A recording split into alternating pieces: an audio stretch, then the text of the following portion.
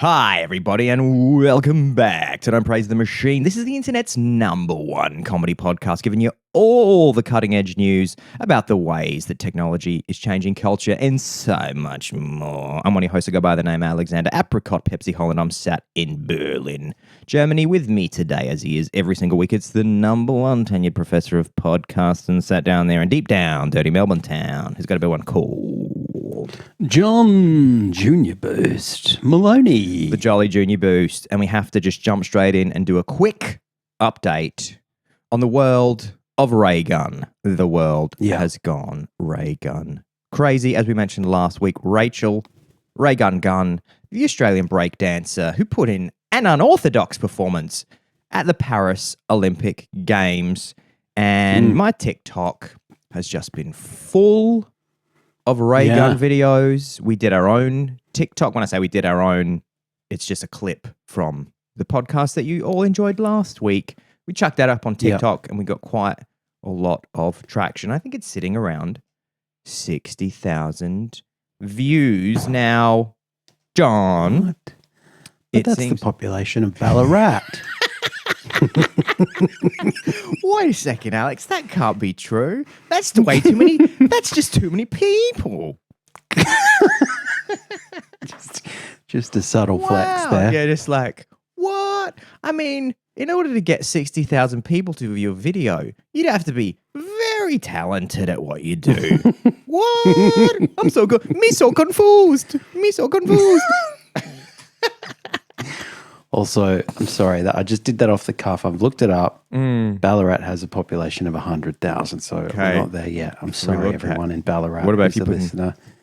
What if you put? What about Bendigo? That seems closer. No, that's even more. ChatGPT? If I put into ChatGPT, Australian, would it be a city? Australian city with population of 60,000, please. One Australian city with a population of 60,000 is Warrnambool. Oh, there you go. Great. The great town of Warrnambool. So gem of Southwest Victoria. Oh, you could have also said, John, 60,000, but that's the population of Dubbo. That's like every man, woman, and child in Dubbo just sitting. Just glassy-eyed watching our TikTok clip. That's a chilling thought.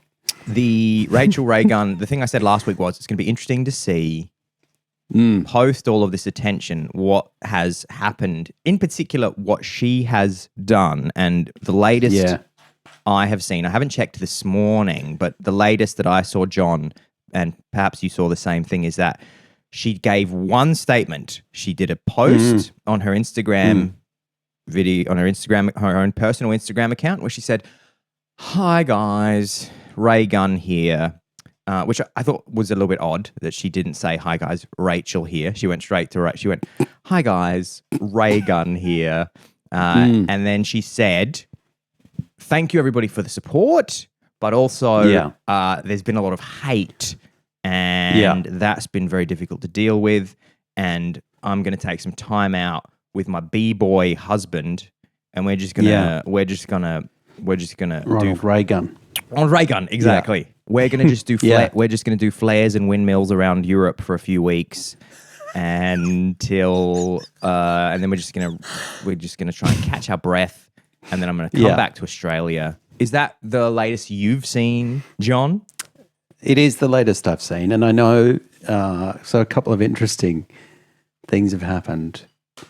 I mean, one was that I thought your comments, particularly last week, proved to be almost immediately quite prescient, because you were saying what's going to happen here is you'll get some kind of B-girls and B-boys coming out of the woodwork saying this person isn't the best that Australia had to offer, and something's wrong with the fact that she got selected as our Olympic champion.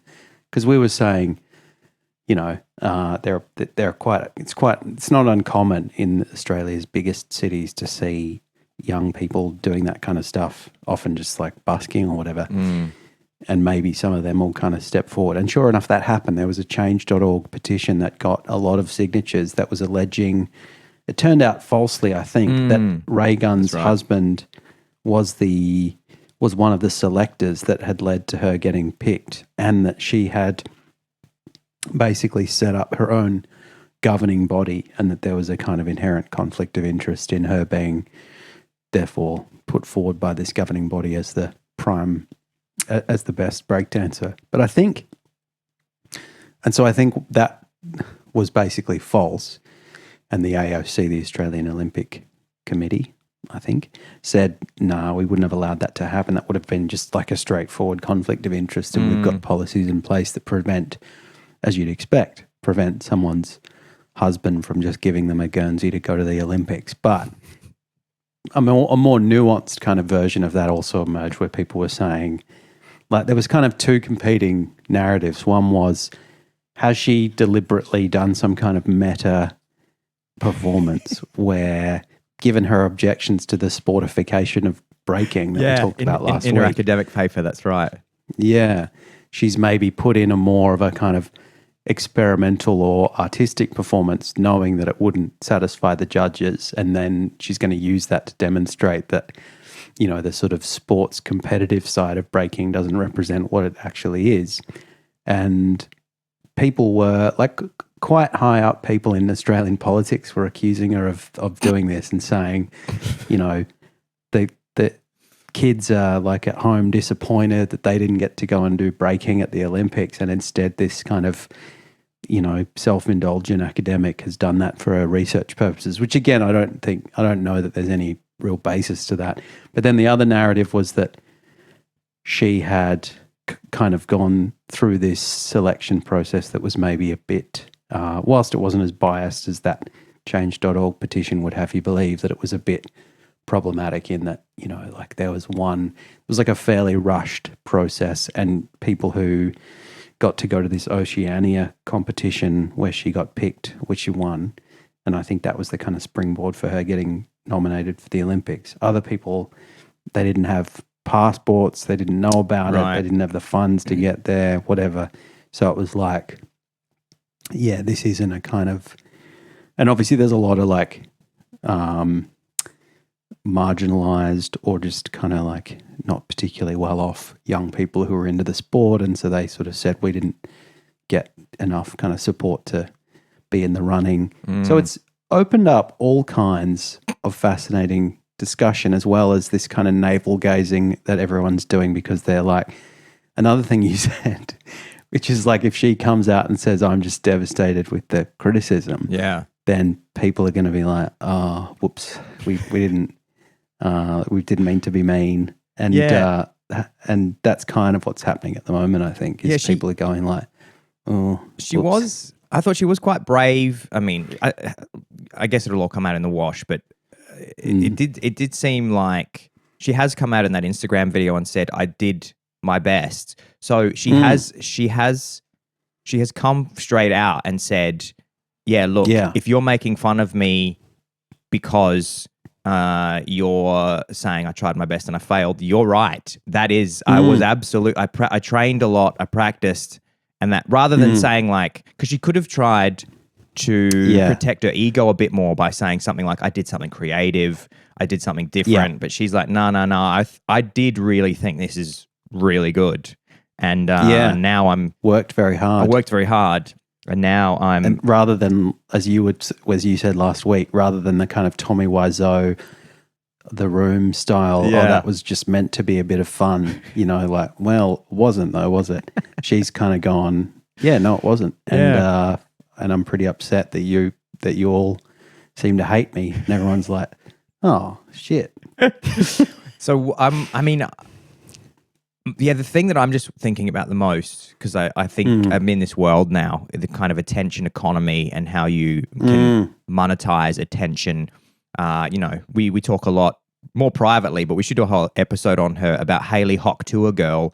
You know, people will know Hayley Hock-Tour, who had made the viral video Hock-Tour earlier. I'm not going to go into it right now. We'll do a whole episode on it. But, you know, was this, she said a couple of words a few weeks ago on a street interview.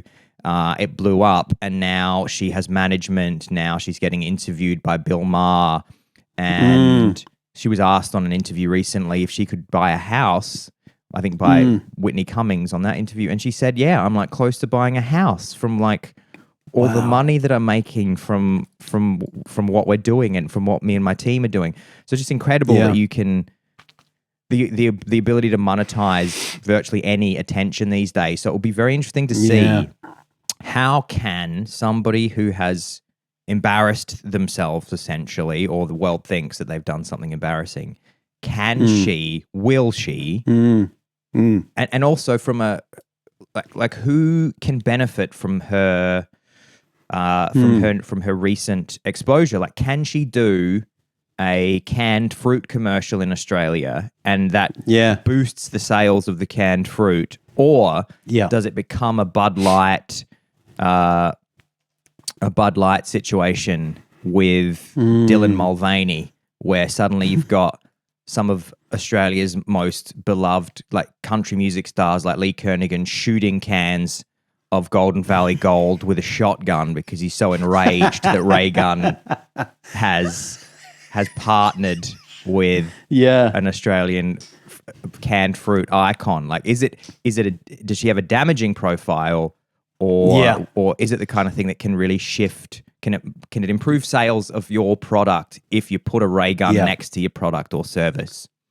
Yeah, and does she have to, for that to happen, does she have to kind of pivot to laughing at herself, which she may not want to do for understandable reasons? She might be like, well, this wasn't a joke, and if you think it was, fuck you. I'm not going to like be a like ha ha ha, look at me for the sake of making money. Now, I still think that the obvious choice is Raytheon, the defense contractor, and that they should release a ray gun.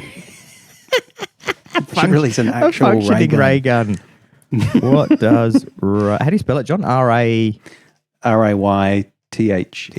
What does Raytheon sell? They're one of your like military industrial complex champs. So we got missile systems, radar systems. So that would be a good one as well. Raygun radar. Yeah. They sell electronic warfare. This seems very broad. Cybersecurity solutions, satellites and space systems, command and control systems, intelligence, surveillance, and reconnaissance systems. So that sounds like a very.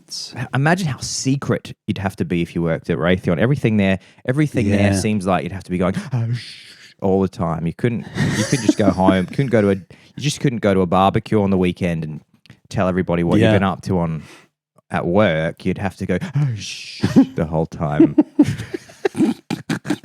Yeah, I'd looked them up to make that stupid joke last week, and I was thinking, and I was looking at the Wikipedia article. You've got this Paris Air Show 2005 photograph with a selection of Raytheon missiles, and it seemed amazing to me that they've got, like, of all the things that you have to make graphic design decisions about, you don't think about weapons that are designed to just blow things up and kill people. Yeah. But they've obviously thought about, like, let's put the Raytheon logo in a particular spot. Let's put some kind of cool gold or blue lining. Let's put a little black tip on the point of the missile to make it look sharp and cool.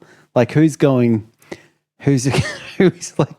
like some arms dealers going, yeah, I want one of those. That looks nice. So at least you and your family can look at something a little bit aesthetic in the last few seconds of your life. You can just glance up and go, what's that coming towards me? Wow, I do like the I do like the typeface and the placement of the logo and the color scheme that they've used for the branding there. And we're all dead. Yeah, that's right. You go, geez, what's that? It looks very sleek. Oh no. But yeah, that could be a pivot for Rachael Raygun. Yeah. Query whether there have been conversations about her at Macquarie University. Are they saying, like, can we get her on the speaking circuit? Can we expand her teaching offering into something that sort of deals more directly with the experience that she's now had, or is having, or is she just going to go back to teaching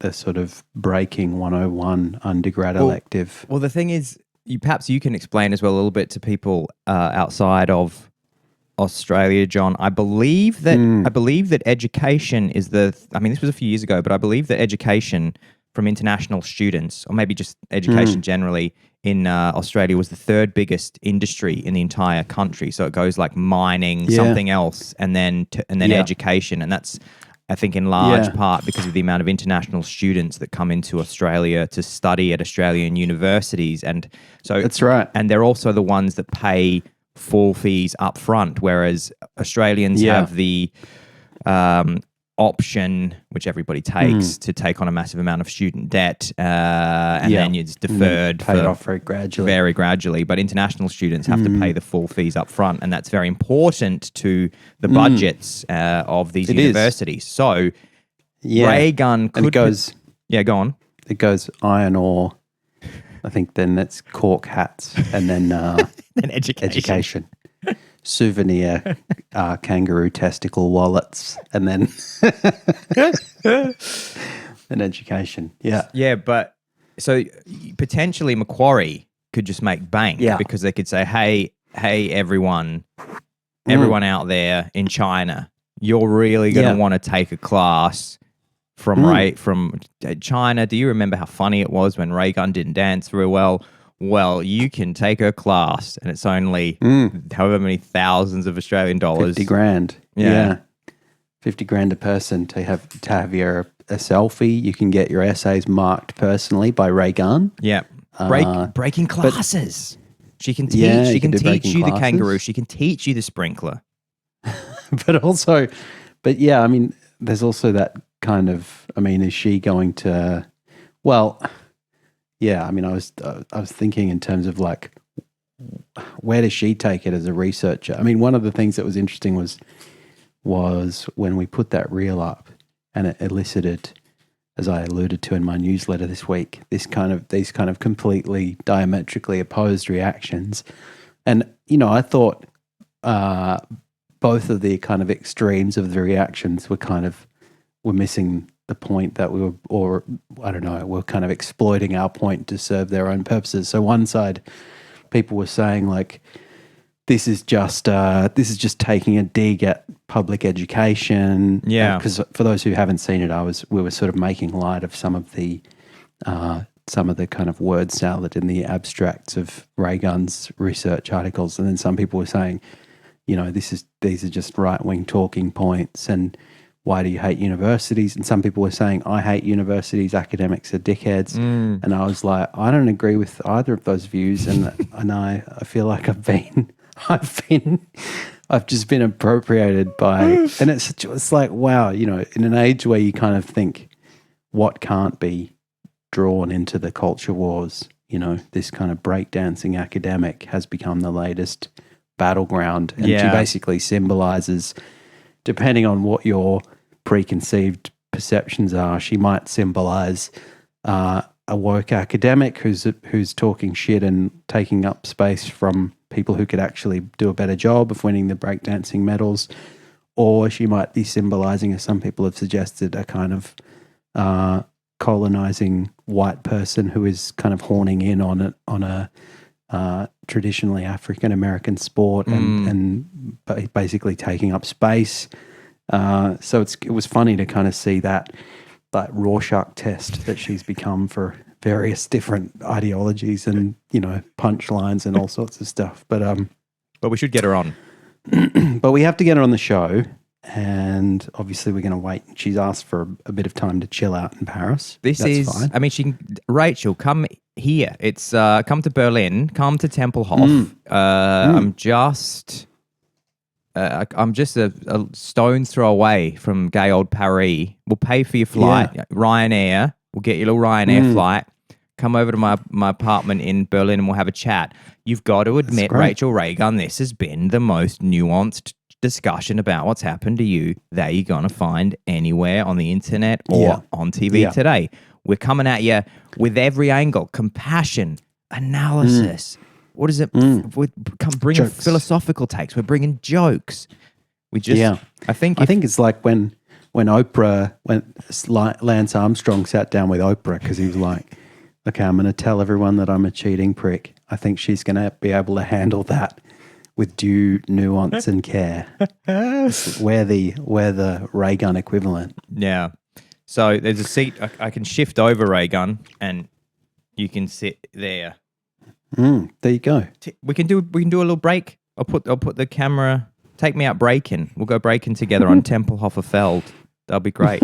John, I was going to talk about one thing, but this has been so Olympic based and sporting. It might be more congruent if we chat a little bit about what you had mentioned on your docket today. Sure. So if you're okay with that. Of course. I mean, I just was thinking during the week, because some people were saying to me, don't you think you've said enough about, mostly people in WhatsApp threads, where I'm like, what does everyone think about the latest Raygun developments? And they're saying, don't you have a job?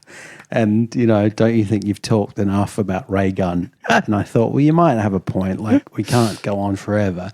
But what else are we gonna focus on instead? And I did think one thing that I was kind of delighting in the possibility of talking about when the Olympics came along, that we didn't, because Raygun took up space in the public consciousness, was the sport of race walking. Because you're a man who understands certainly a lot more than I do about foot sports and running and competitive about running, locomotion and propulsion. Yeah, exactly.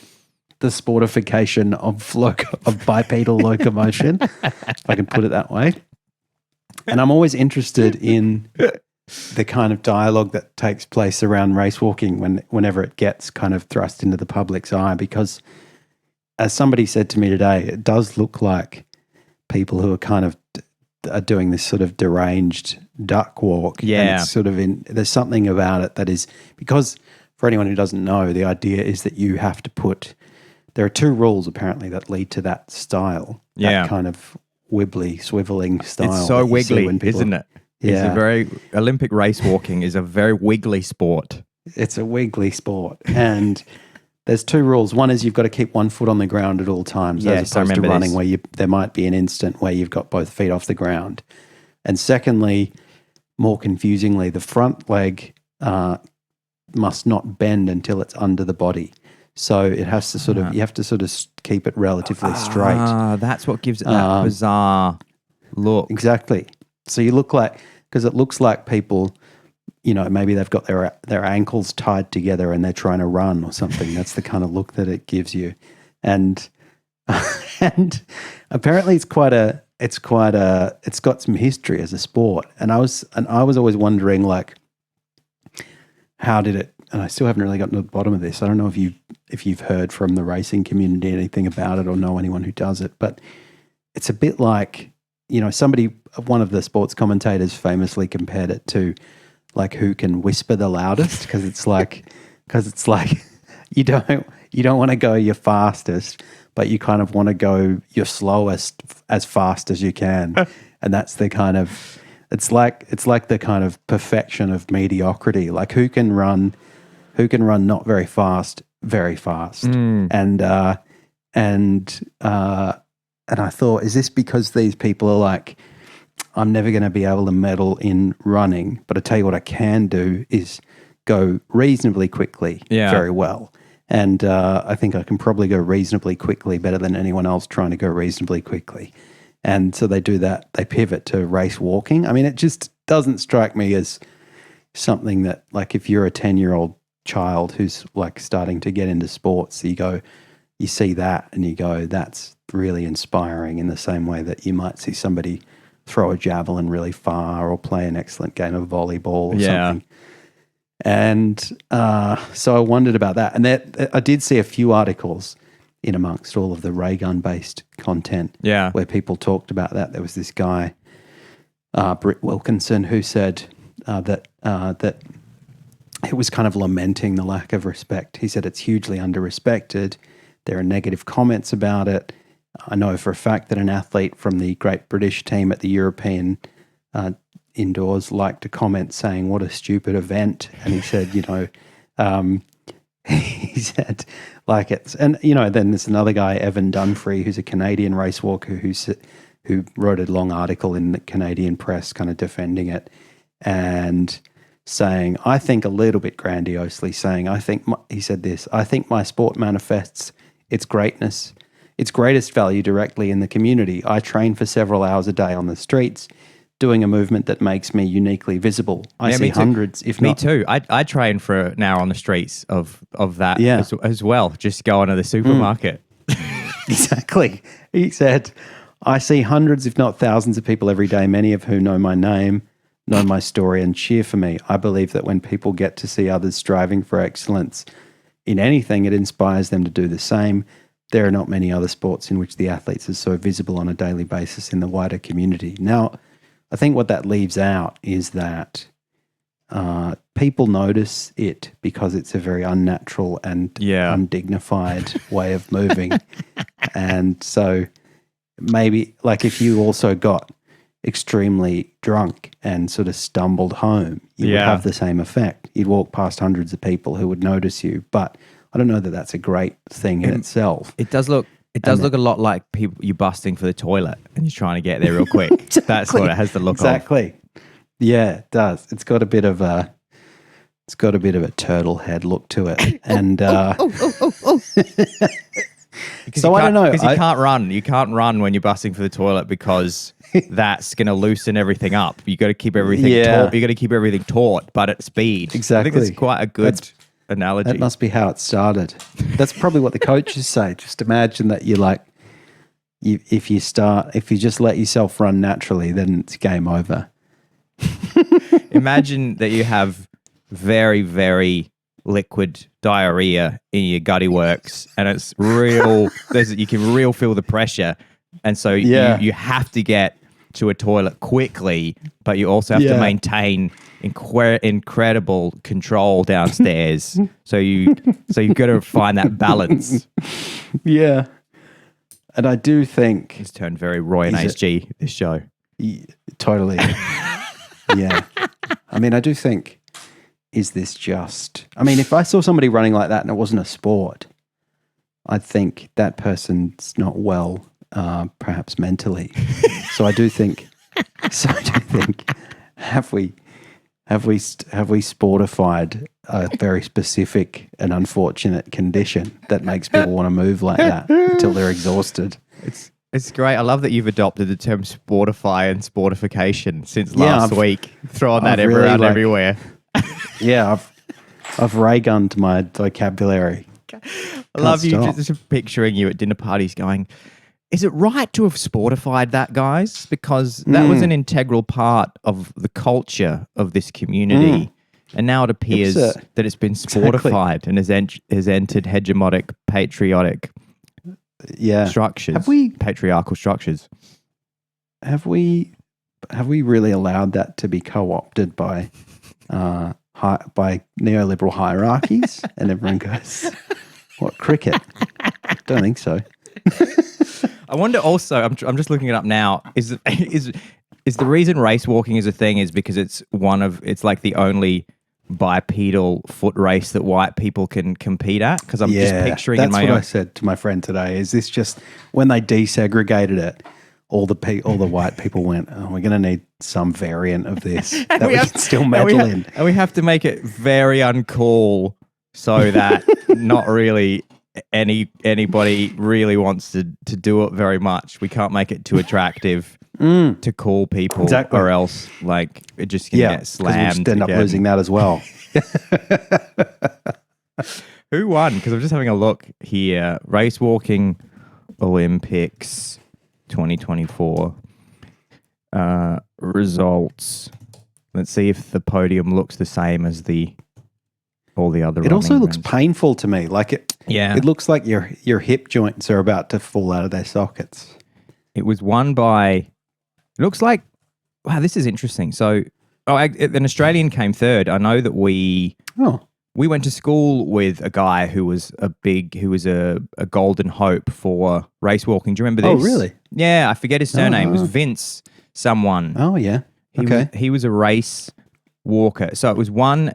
It's race walker. It's like something. It sounds like something out of Game of Thrones. Yeah. So it was won by a Spaniard, M. Perez, Okay. I think this is right.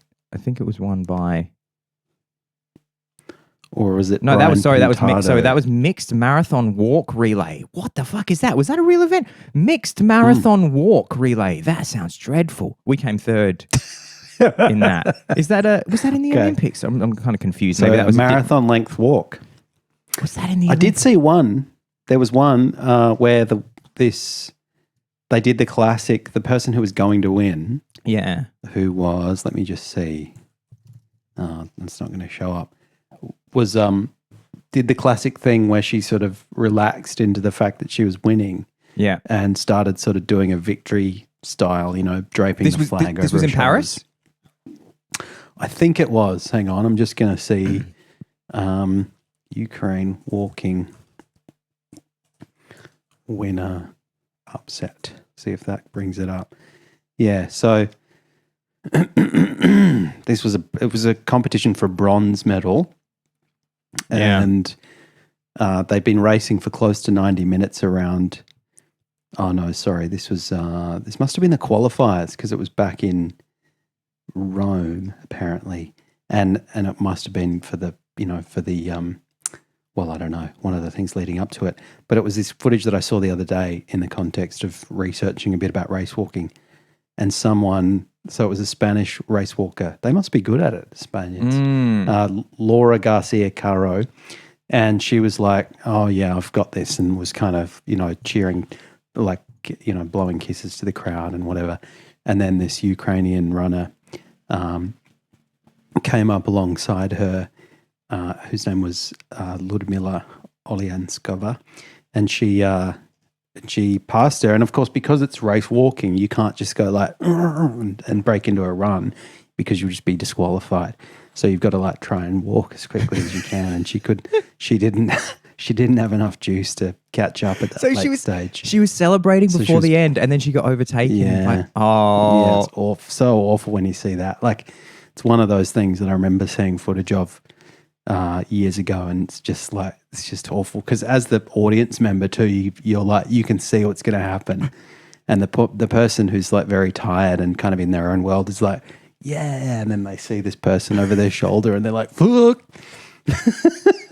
Man, how also like so embarrassing. It's like that thing where you see, awful.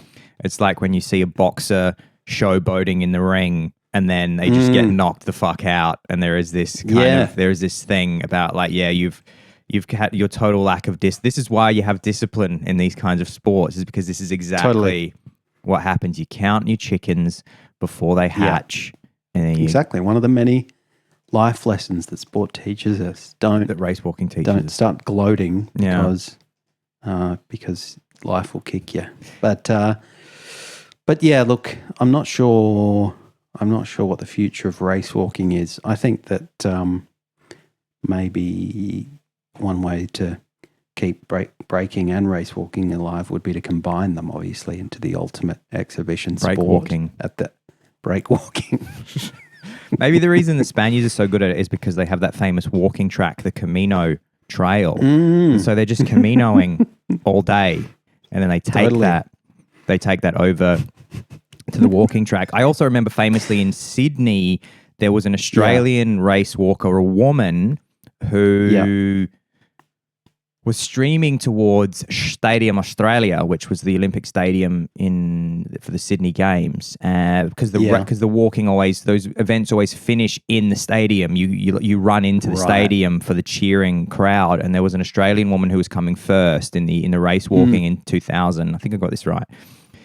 And just as she was approaching the stadium, and I think she was like streets ahead, and a little official ran out with a little red paddle that said, you're disqualified for breaking one of those two rules that you said, John. Like you've had your 2 feet off the ground too much, or you haven't had straight leg enough, and you're out. And then so she was in Sydney. She'd obviously trained for years, and her dream was about to come true in Sydney. She's going to be a race walking hero.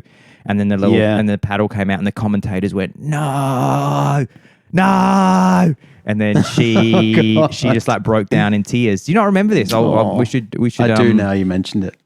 I Yeah. think that's quite rough, isn't it? I mean, they should sort of yellow card them or something. Maybe Well, they do. I think don't they know. did. I think that she'd had a couple of warnings. Yeah.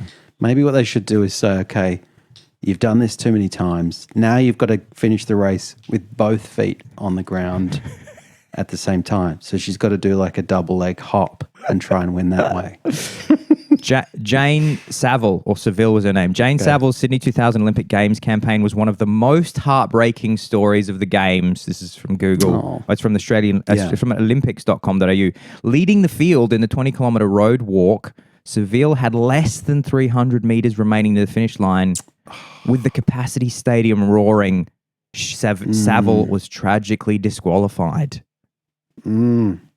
And there you go. And what? You were going to make a Jimmy Savile joke, were you? God, I was trying God almighty. I was trying to think. I was trying to think of I was trying to say where she was now. Where is she now? Yeah. Where's Savile now? I was trying to think of something funny to say that was not too dark about I didn't want to say that she's on the streets because you can find her at the back of a lane in St Kilda somewhere, just on the streets. Trying to recapture that moment. She's never able to walk again because she was always afraid of inadvertently having both of her feet off the ground at the same time. She refused to walk for the rest of her life. She just was in a wheelchair because she said it's just too painful.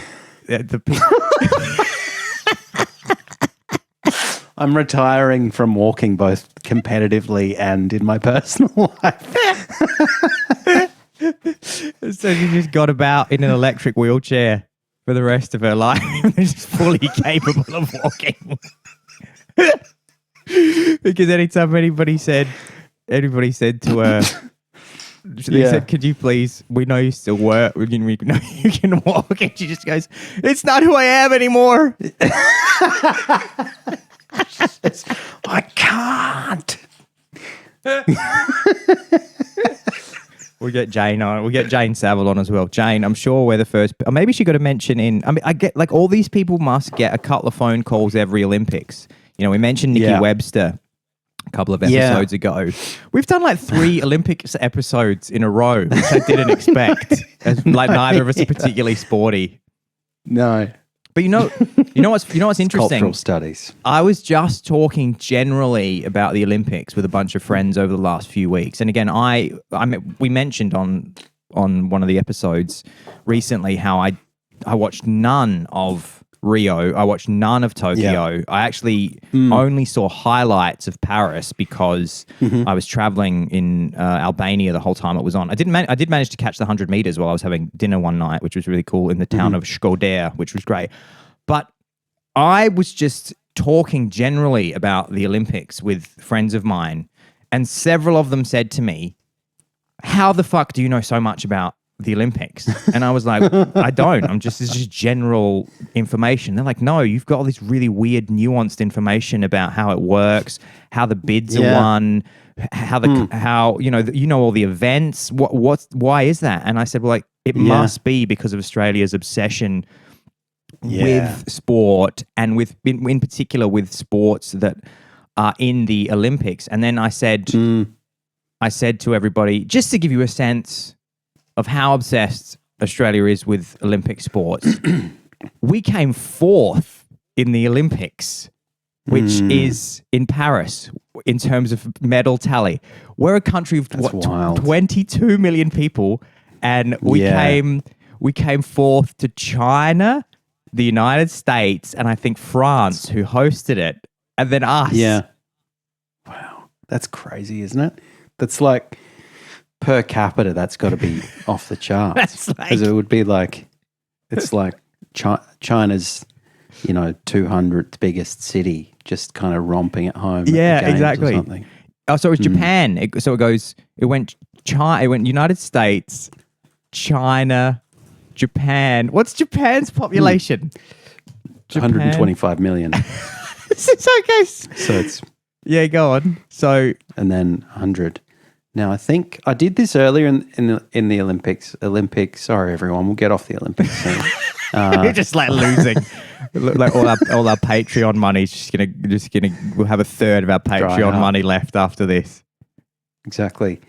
Okay, I've got medalspercapita.com for anyone who's interested, which is interesting. Olympic glory in proportion. How interesting. And yeah, one thing you get is obvious is some of the time. I know that some of the Pacific Islands, particularly Fiji, has done pretty well relative to their population because they'll get a gold in in sports that they love, like rugby. So they got one medal. Let's see. Grenada. They got 2 medals, Grenada, and they've only got a population of 112,000. So that's pretty good going. Wow.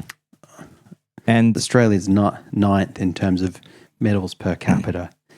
So above us is Hungary, who got 19 medals in proportion with 9 million people. Wow. 9.5 million people. We got 53 medals. What do the Hungarians love? 27 million. There's a few more of us than I thought. Wow. Well, we got to cut down immigration population for the sake of exactly. Maybe I am the right-wing firebrand that those people in the thread said. I'm like, yeah, Australia's got to get rid of all this nonsense academic pursuits, and in order to get only in order to get a higher number of medals per capita, we've got to limit our population growth. so that we can do on medalspercapita.com so we can get up there. We mentioned how India had taken over China as the most populous nation in the world. India won no gold. Oh, they got 6 medals, which is 1 medal for every 234 million people. And no gold. What's going on? There needs to be an inquiry. Come on, guys. Yeah, what is happening there? Okay, so top 10.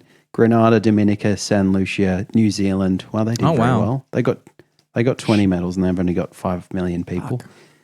Bahrain, Jamaica, Cape Verde, Hungary, Australia, and Georgia. So well done to those nations. Those nations, including our own. Punching above their weight. Punching above their weight. Well, John, this is 43 minutes, which is a perfect length for episode, I think. And we promise everybody that's the last Olympics episode for 4 years. If I have any more thought bubbles about the Olympics, I'll keep them to myself.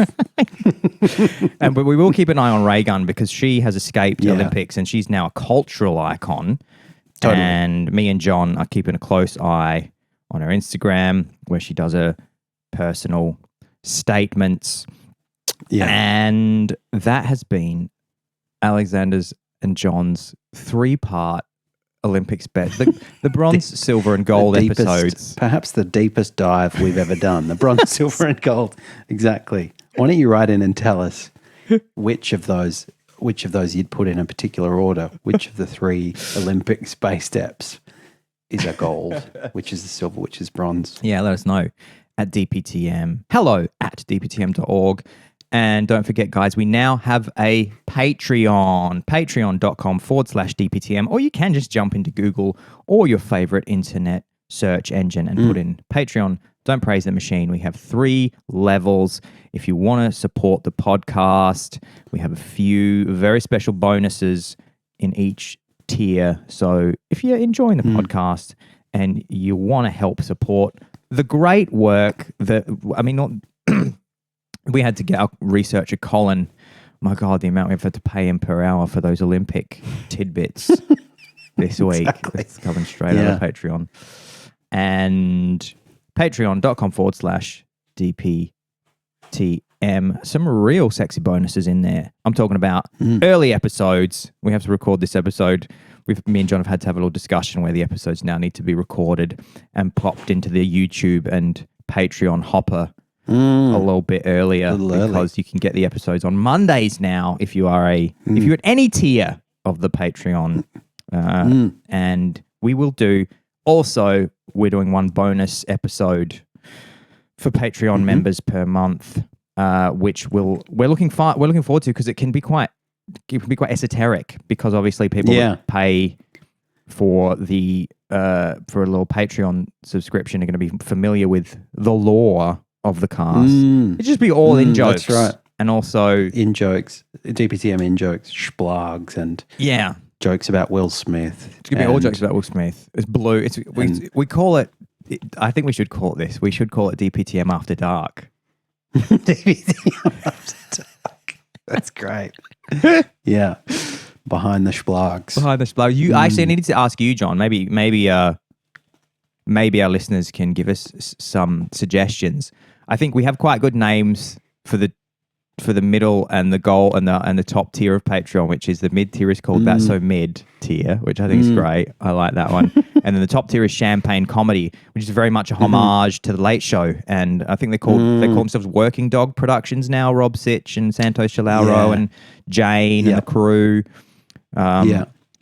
So that's a bit of Australian comedy Hall of Famers. Yeah, so Champagne Comedy is a bit of a homage to that, but I haven't got one for the entry level tier. So if you, John, or anybody else can think of a funny title, I'll have a think about it. Can think of a funny tier. Yeah, right in, and you'll get. I don't know what you'll get. Maybe if it's really good, we'll give you a free entry level tier. But I'm not making any promises. Amazing. Well, John, do you want to see us out of this podcast of the 33rd Olympiad?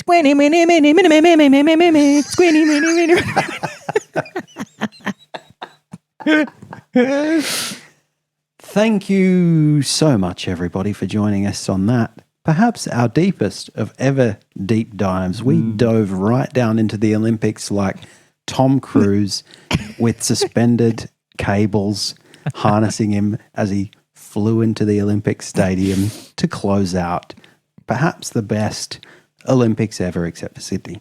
And we can't wait to see you next week, where we're going to explore a whole range of new, possibly non-Olympics related topics.